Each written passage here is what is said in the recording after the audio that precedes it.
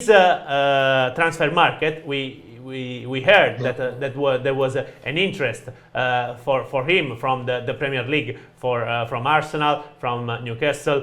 You are very deep in the transfer market too. So what can you tell us about what happened in this window of January, and maybe let's think about what could happen in summer. Well, I mean, you see, they say in every rumor there's an element of truth. They were interested.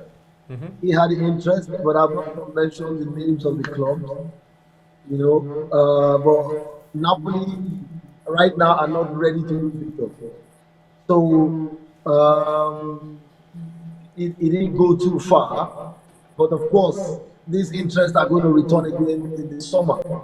Because Victor is a player that a lot of Premier League clubs are interested in, and they want to try their very best to get into the Premier League. So it's going to be an interesting battle in the summer.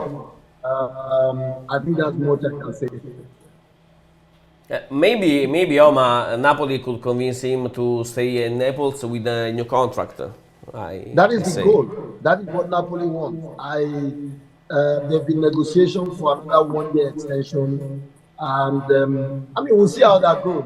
If Napoli, can make him happy. Okay. So, Oma, Napoli is ready to offer a new contract in a few months to Victor? Yes, they are willing. Ci ha spiegato che la volontà degli azzurri è quella di offrire un nuovo contratto a Victor Osimhen, perché c'è stato interesse da parte di Newcastle.